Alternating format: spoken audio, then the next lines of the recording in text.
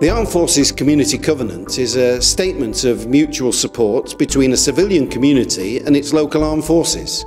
The purpose of the Trafford Community Covenant is to encourage support for the armed forces community working and residing in Trafford, and to recognise and remember the sacrifices made by these individuals.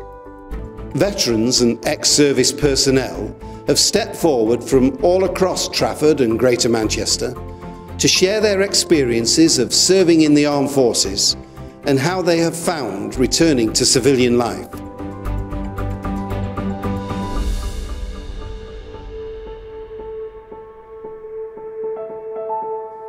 These are their stories.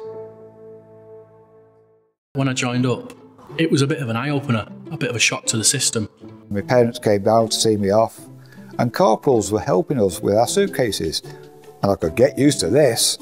Gets off the train at York, and they let rip on us. At a very early age, you're thrown in deep. Constantly doing physical exercise, day in, day out. It physically and mentally drains you. They completely demoralise you by breaking you down and then building you up again. And as you can see, this is the drill hole floor.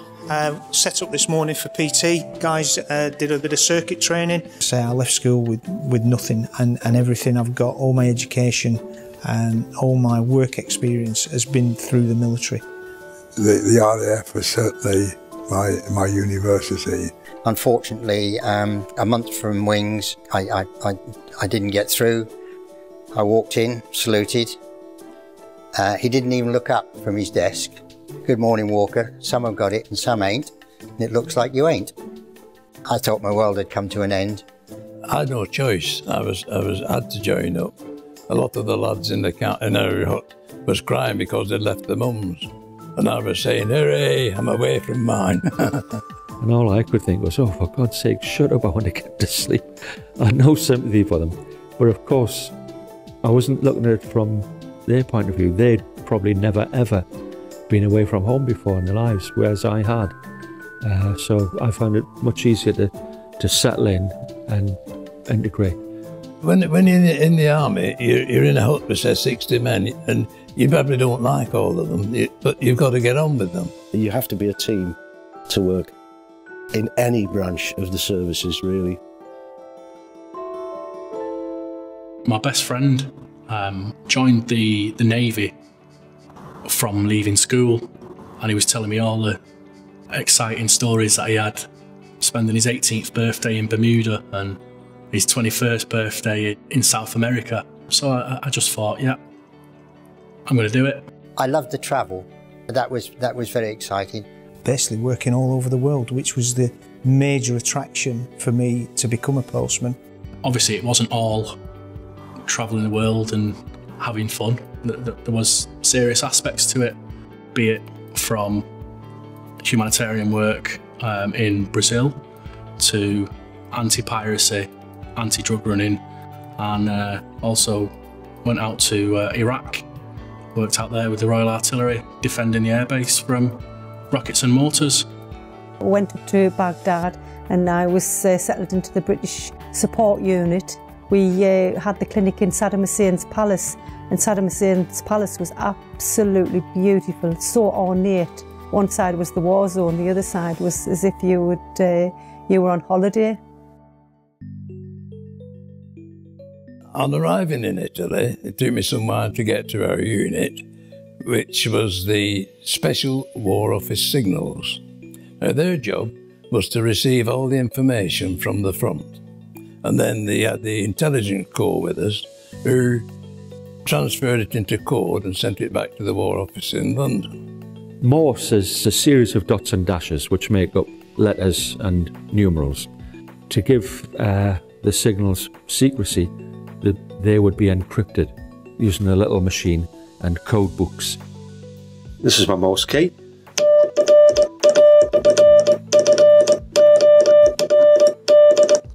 I communicate with people around the world using this, and it's better than Facebook.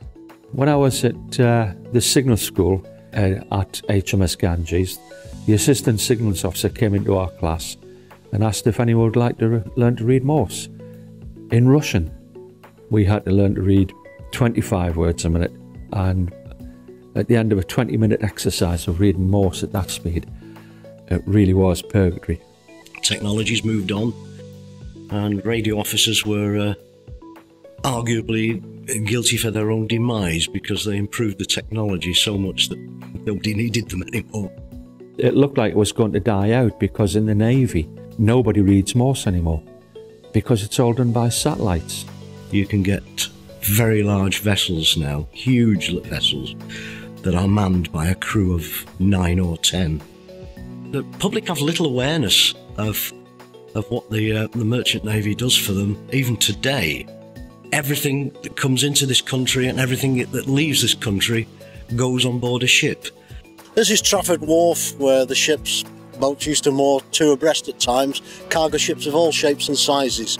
Just a little bit nearer, in front of Imperial War Museum North, is where HMS Bronington used to be moored for a decade or so, and I had the pleasure of meeting Prince Charles aboard her on one occasion, being the only uniformed officer available to welcome him aboard when he returned the ship's bell to her. And it's strange to see it's all changed now.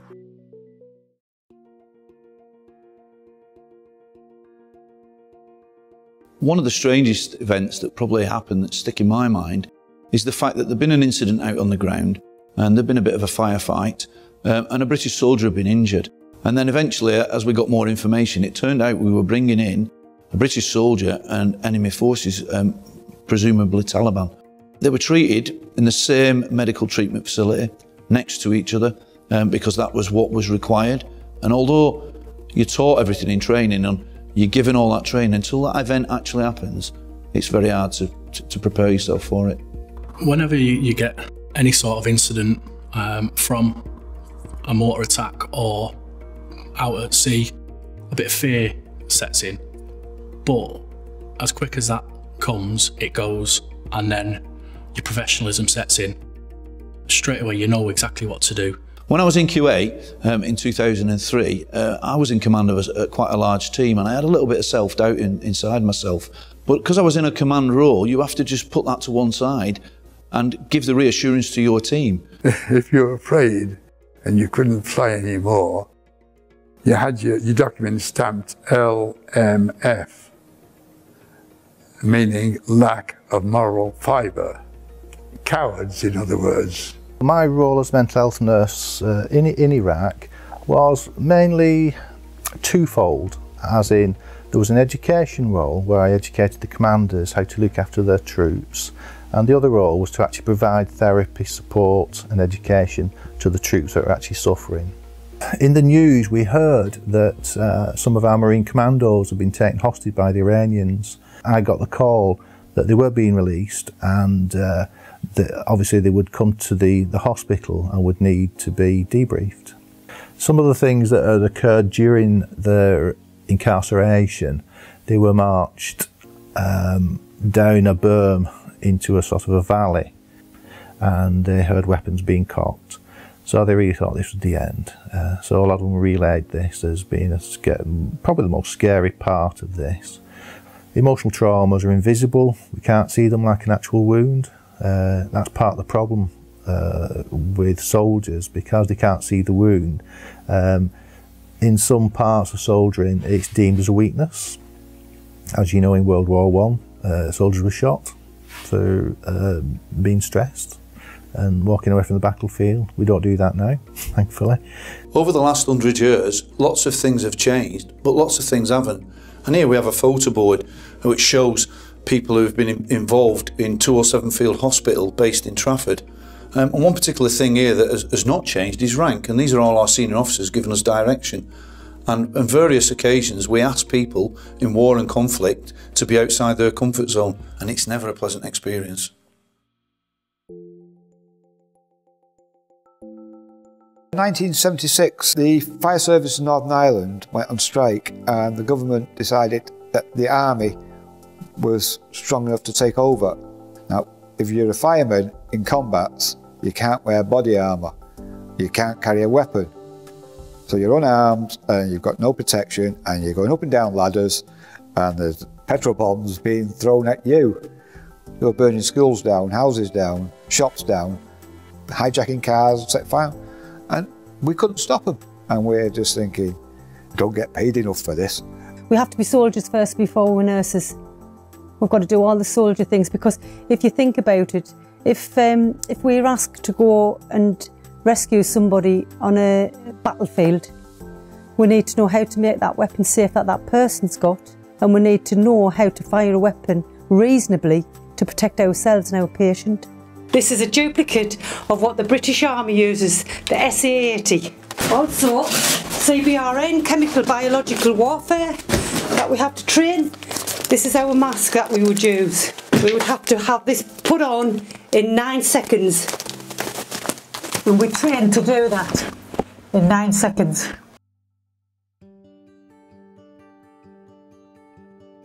Biggest challenge I had out there, I thought, was being away from home and the lack of communication with home. As long as mum and dad got a letter to say I was still alive and I was okay, I think they were happy. But mail meant a big thing to us. The way the Brits get mail in and out of a country so the mail isn't violated. One of our ex-Gurkhas who worked with us had a limb missing, and his prosthetic leg needed refurbishing. It was taken out, and then the problem was how we were going to get it back into the country. Nepal at the time was going through a revolution, in effect, so the security services were very nervous of all sorts of things coming in and out of the country. And I'm sure to this day the Nepalis were still convinced it was an AK-47 or something in that mailbag, when I actually knew it was this poor old Gurkha's leg. All messages, communications, telegrams, phone calls, everything had to come through me. Believe it or not, one of my most popular tasks was getting the football results on a Saturday afternoon. That was prime. Everything else dropped while Sparks got the football results. Football's always been one of my biggest passions, and here we are today at Old Trafford, Manchester United. Whilst we were away, I would always want to know how the team's doing, and wherever we were in austere environments such as Afghanistan, one of the greatest things we had to look forward to would be when the football's on the TV. And what we do, we gather around the TV set and bring a bit of home life into that deployment and cheer our team on. One of the biggest ambitions I've always had is to be a season ticket holder here at Old Trafford. When you're on long deployments, you've got to try and alleviate the boredom. On weekends, we used to go out into the desert looking for unexploded landmines. We would get half a dozen landmines together, put them in a pile, a slab of TNT, a detonator, retire gracefully and watch them blow up.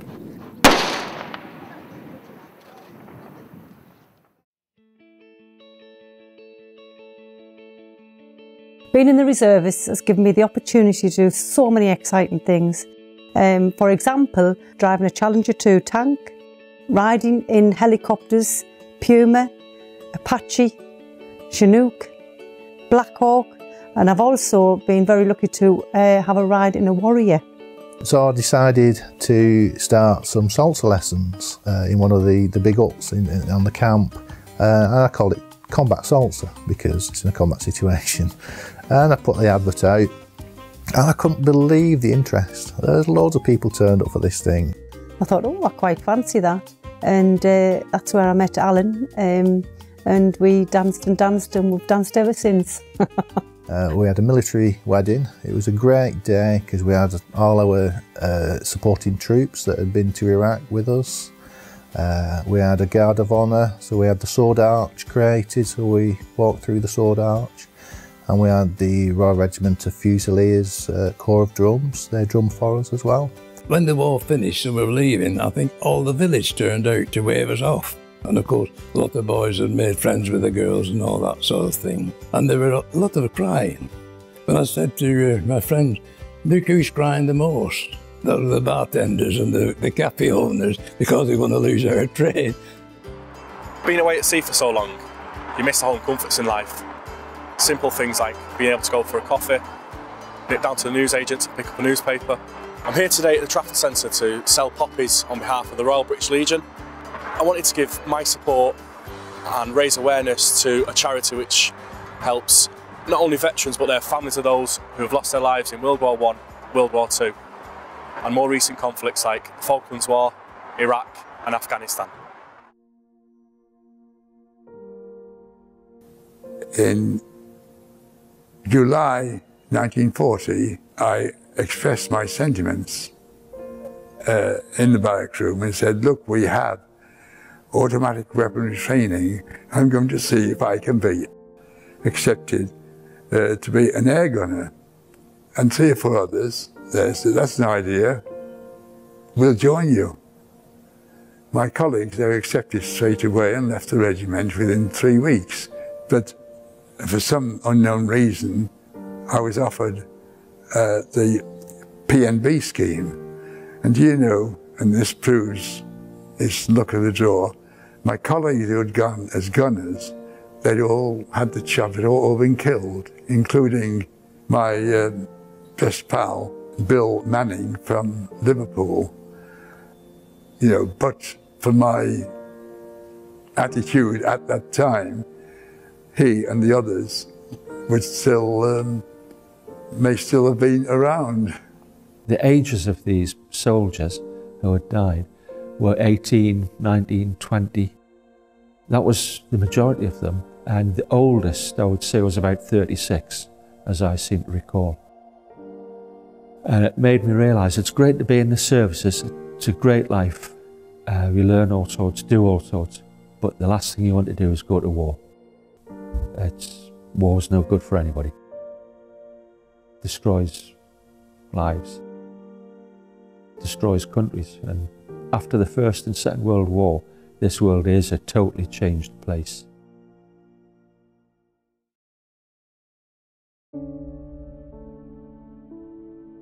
It was a Marine, an American Marine, who lost his right arm completely.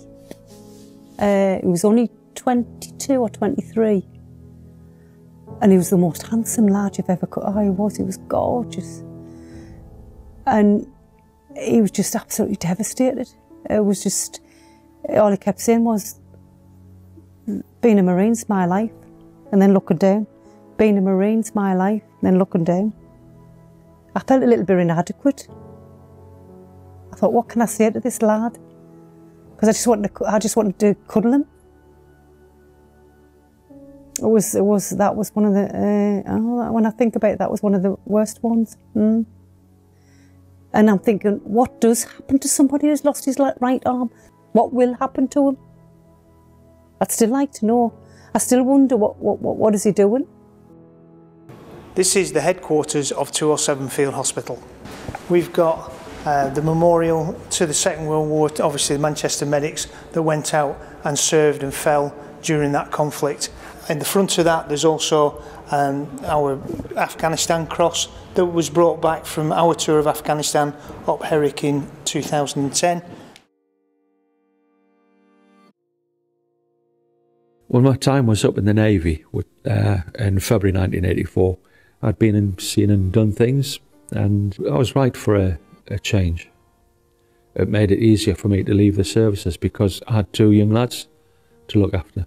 Well, I left the Royal Air Force, I was 47, and I left because I thought at that age I was young enough to have another full career.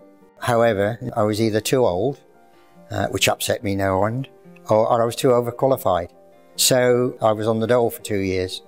In 2011, I rolled my ankle, snapped some ligaments. I had to go to a medical board, and I was honest with them and said, I think it's in the Navy's best interest and my best interest to discharge me from service. And it was extremely difficult to go from such a structured, institutionalised way of life to actually being able to think for myself, to be able to decide if I wanted to shave that day. It is strange at first when you come out. It's a different life altogether, with the discipline and all that. The worry I had was, I've come out of this secure bubble. You know, I've been in it for 34 years really, and all of a sudden I'm voluntary moving out of it. Am I going to be able to provide for my family? My dad said, what happened? A bad time in Northern Ireland, can't do it anymore. And surprisingly, couldn't get a job. And next thing I know, I've re-enlisted. Within 2 years, we were back in Northern Ireland. And 17 friends were killed. in one night. And they gave me a medical discharge and that was it, out the army.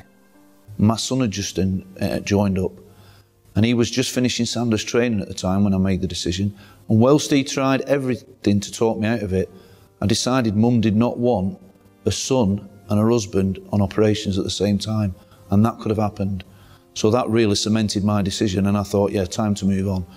And then you come out of this uniform that you've been in for months and months and months to your civilian job, and you go back in and you might mention it for, you know, 10, 15 minutes to different people for about a week, and then it's all forgotten, as if it's never really happened.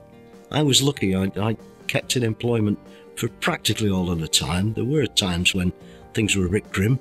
Every time I went for an interview, as soon as you tell them you're on a medical discharge, they don't want to know. It seems to be worse now because people are spending, what, 6, 9 months, a year apart, you know. It's very hard especially for young couples, to cope with that sort of life. Being away for 10 years, you miss out on your friends, getting families, moving away, and then suddenly lose contact. Eventually, I became a civilian again. I'm currently a volunteer at Imperial War Museum North, and hopefully I can continue for some time yet.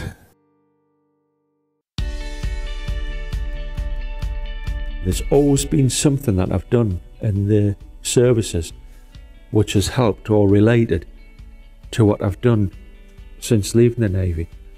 You know, even when I was training to be a plumber, I learned a lot on board ship. Plenty of water around to learn. I could do meals anywhere without any electric, any gas supplied to me. I could do it based on the experience I got in the army. So we used to cater for the royalty, and people, when the royalty came up to Lancashire, whether it be Wigan, Preston, Bolton, or wherever, we used to cater for them. And in that time, I catered for the Duke of Edinburgh 3 times, Princess Margaret twice, Princess Alexandra, Mrs. Thatcher, Harold Wilson, etc., etc. I'm a health visitor in my civilian life, and that's what I actually did when I was out in Kenya. I saw over 60 mother and babies every single day out there, and came back here and see 4 mother and babies every day, making me realise how good our system is, our NHS system is, and how lucky we are. I've had a great life. I've enjoyed my time at sea, and even now in retirement, I'm still enjoying my time by going out into schools. What I perceive, I hope, is helping them to plan their own futures and take on board the fact that we're all here to help them. I've got myself very interested in the Air Cadets. The youngsters really appreciate what you're doing for them, and at 75 it's getting a bit difficult now, but I can keep up with them. I find that it gives them confidence. We teach them to cook, they can press their own clothes, and they can stand on their own 2 feet, and it's a very, very rewarding job. I describe serving in the army as a wonderful experience. You go through every single emotion available: jubilation, sadness, sorrow, fear, anxiety. I think it gives you a fantastic set of standards to live by. We are created to do this. I loved it. I'd go back tomorrow if I could. It gives me the opportunity to do things that I would never ever experience in civilian life. You do your duty, not because I have to do my duty, I do my duty because I have the skills to help troops that are struggling. If you're not a mixer, don't join the services. We're a huge ant colony. we all rely upon each other. And serving is about being part of that community, i.e. the military family and part of the team.